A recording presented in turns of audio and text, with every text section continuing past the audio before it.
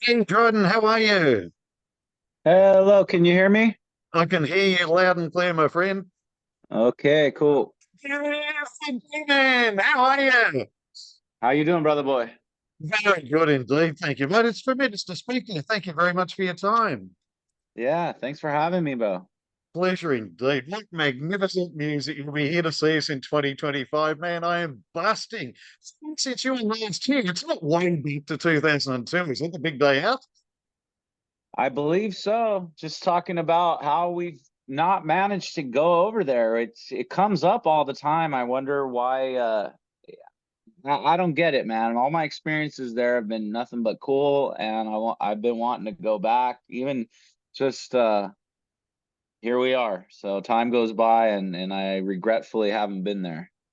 But that just makes up for a welcome arrival back, my friend. We've got you basically on the 7th of February. We kick off in Brisbane, Saturday, the 8th of February in Sydney, 9th in Melbourne, 11th in Adelaide, and Wednesday, the 12th of February in Perth, thanks to Phoenix. But yes, we get to meet you this time in VIP packages. You're excited to be coming back. Yeah, dude. Let's see if we can have some nice sweaty gigs, some camaraderie, some good crowds, some just good vibes all around. Not a problem at all, my friend. So, do you remember much about coming to Australia? Anything particularly that you remember enjoying about coming here? Well, I mean, I just feel like that show just had so much energy. Big Day Out just felt like, got shot out of a cannon or something. Sometimes you feel like, at least I do, feel like you kind of have to work for the love, and I felt just like an immediate connection with at least that day that we played. Um, just good crowds, man. Good vibes. I don't. I remember these little tiny jellyfish in the waves. Were they blue bottle or Yeah, blue something? bottles probably. I don't know, but yeah, just trying to dodge those and trying to play cool music and eat good food, man. I miss it. I miss it. Fantastic. You'll be welcome back, my friend. Now, it's no wonder you probably felt the love from the crowd with movies and Smooth Criminal being number three and number one, respectively, on the Australian charts back in the day. But I can't help but encourage people to explore theatre, really, um, always and forever, and in mantras in particularly, because your personal talent is matured like a fine wine. It's something how it feels for Yeah, it's weird. Maturity comes like I don't know.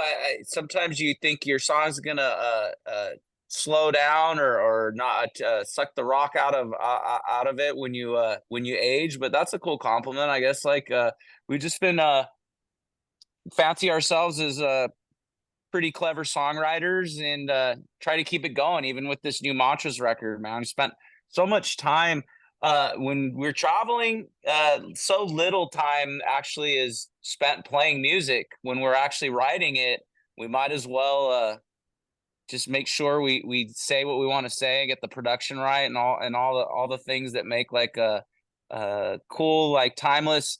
Trying to write like timeless records that something that I won't be embarrassed about in 5 or 10 years time. Oh, absolutely, especially when you've got that almost 10-year gap between the last three albums. It's got to be perfect. Do you think that for you personally, putting down the blow and the booze has helped you with your vocal abilities and your overall musical talent?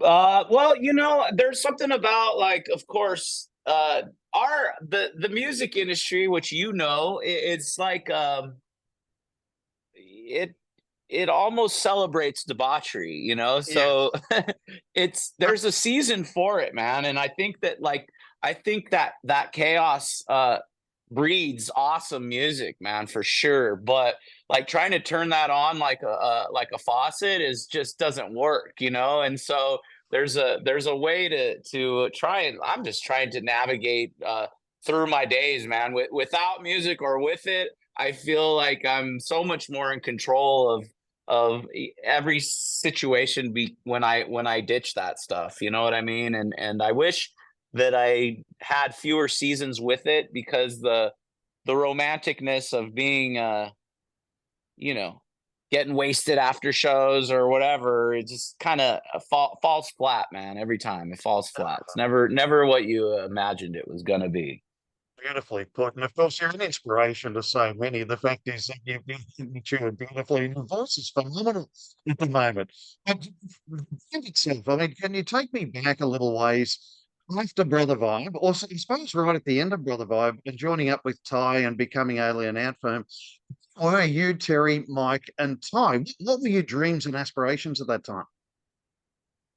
I think it was just collectively trying to find, like any kids do, or I imagine they do in different towns, different countries, different cities, is like um we were trying to find what we thought of to be like the best players in our area. We wanted to just get out of our we were like cheating on our other bands, trying to find the secret weapon or whatever we thought to be, our version of a truly great rock band. And I feel like we kind of found it in our own little way for us, what was right for us, and time spent just kind of honing that stuff. And that the 10,000 hours thing is so true in so many ways. But like once we figured out how to do these musical tricks with our instruments, it's like at the end of the day, how that's when like the true songwriting started. Once we found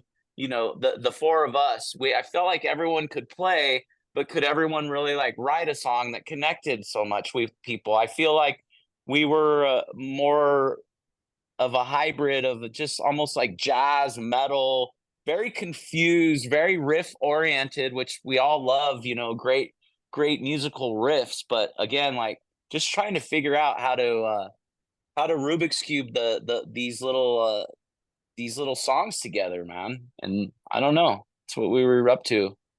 Absolutely, brilliantly put, man. And I've got to ask you for myself, is it something that you were considering wearing masks at the time that you were cheating on the other bands? Yeah, it's weird because I know that some bands obviously do that for theatrical effect. We were trying to do it, or we thought of doing it, just so we wouldn't get caught by our significant others in the realm of music, I guess. I can just see you in a mask. I can picture behind me there. Just something like that would be brilliant. Sort of war style. It'd be awesome. Yeah, it looks So, like a. Go ahead. hey, my friend, if you look back at say that the two demo tapes from 96 and 98, $100 EP and love songs, do you look back with fondness at those demo tracks?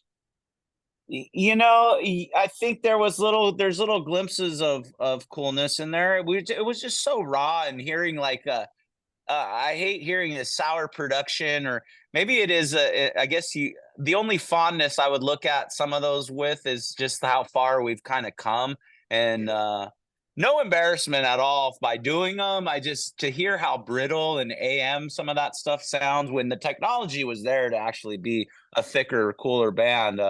We just didn't. I don't know if we really.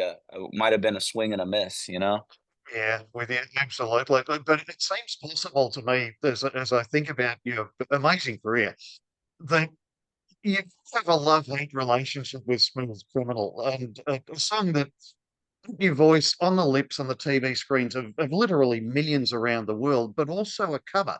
I mean, no complaints from me, though. I thought you made it your own and loved it right from the start. But it's that sort of your relationship over the years. It's been a little bit love-hate.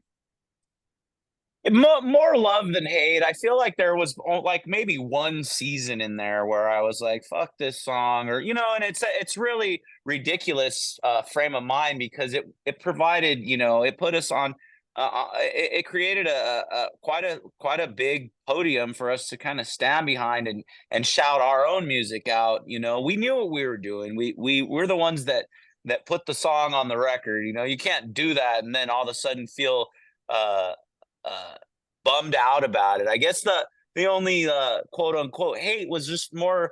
I had feelings or notions and almost uh, that song was going to eclipse the band. You know what I mean? And I just didn't want. Um, I knew how novel it was. It was such a fun song, cool song. I really do love it. It's I feel like we did justice to it.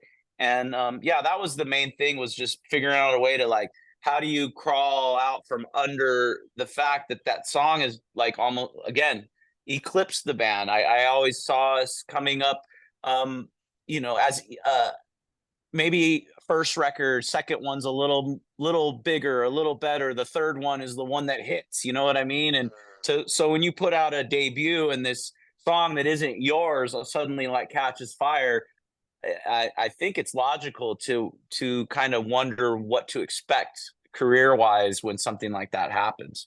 But Yeah. it's been awesome, man. Absolutely, but I thought you balanced it out beautifully on the first album with movies. The two songs just ended the whole album, in fact, in sequence. Just as I look back, seems like a solid gold instant classic. I mean, really, it's a brilliant album. Yeah. Well, movies was our first. That was a swing and not a miss. I feel. That was our first. I remember we were recording with a man named Jim Wirt who has done and from Brian Setzer to Fiona Apple. He did the Incubus Science record. I remember we came to Jim with I mentioned earlier that we were more of a kind of a prog band, almost jazz, little influences of heavy metal, and just all over the map. And I remember Jim just saying something about you guys I really dig, but you got like go home and bring me what your version of a big pop rock song, your version. And we came back with movies, and he was like, "Bro, you guys, you completed the assignment." And so that was our first dabble into at least setting our own bar of how to kind of piece together our version of a song. And as you say, a swing and a hit without a doubt. It just balanced the album beautifully. But of course, if we think forward to mantras this year, I mean, "Everything She Wants" by Wham. That I guess a tradition of a cover on the album continues. Why that particular track? I just again, maybe it's not like the biggest Wham song, obviously like you're gonna go for like Careless Whisper. We wanted to keep like in the realm of when we were young. That Smooth Criminal song wasn't like a favorite of mine or anything, but it was part of like it was part of that culture of when I was maybe 10 years old. Wham was the same deal, man. And I remember like um it was my guilty pleasure because I remember my older brother was a metalhead and I Yeah. was 10 years old loving Wham, and so I don't know how many people I could tell because for some odd reason it wasn't considered very cool, but I just fell in love with George Michael, his voice. And when it came time to pick another cover, because we were gonna do one, almost in the face of like, oh, you guys blew up on a cover. We're like, yeah, so what? We're gonna do another one. If it does, great, fine. If it doesn't, that's fine too. It's just like something that we enjoy. It's kind of cool to sift through these old songs that were earworms in your head when you were a child, and kind of like put your own spin on them. If you're a great band, I feel like you can color them any way you want, and you will pull it off. Uh, Absolutely. You put me right back in childhood. Hiding behind an album cover and something like The Clash when I was actually listening to a secret Abbott song, but I couldn't tell anybody. Yeah, well, I mean, and it's funny because that's the better band, anyways, bro. Congratulations on Nitro because it seems a tremendous journey in itself, but it's a great blend to me at least, who you were and who you are today as a band. It complements you so beautifully. And back to the time thing with CKY, we're so excited that you're returning. What do you have in store for us set list wise? What are we looking forward to? Yeah, I mean, we got time to think about it for sure. When we're actually just finished 40 shows in the US here, about to not about, we got some weekend shows here and there all the way up till we're going with CKY to UK and Europe before we head to you guys. We'll have plenty of time to kind of make sure it's nice and tidy. I think it already is from the US tour. Um, we're trying to add maybe four. I don't know any more than four songs or so from the new record. As much as I'd love to play it like front to back, people do want to hear that summer record when they were high schoolers or whatever it is. I get it, and so yeah, it's hard to try and sift through 3 4 records, but I mean we're gonna make it. I think anthology heavy because it's just kind of the thing to do. I think the majority of people would appreciate it more. I know that like some hardcore fans might want to, hear some of a lot of the newer stuff over stuff they've heard. But again, we haven't been to Australia, but maybe freaking one time. So, it's still in a live sense, it's all new still, and it'll be nice to just it's just an evening, it's just one evening with friends and the crowd usually provides the vibe and I'm there for it, maybe if we can just brush up and be tight, maybe we'll just like get some fans to call some songs out. I've always been a fan of I don't know how many times we've done it. I think it shows the tightness of a band if someone just starts calling out songs and you just break into them. Oh, absolutely. And I've no doubt whatever you bring, it'll be the very best, and we can't wait to see you. I know you're pressed for time today, my friend. Thank you very much. I'm hoping we can catch up in person for a chat while you're out here. But until then, I hope you're feeling the love. We certainly will be coming into next year. And thank you very much for your time. It's great to catch up. Yeah, thank you. If you happen to be at a show, please come say hi, give a hug, give a high five. I'll be there, brother. We'll be there too, everyone. Take care soon, my friend. All right, See ya. thank you, bud. Bye bye.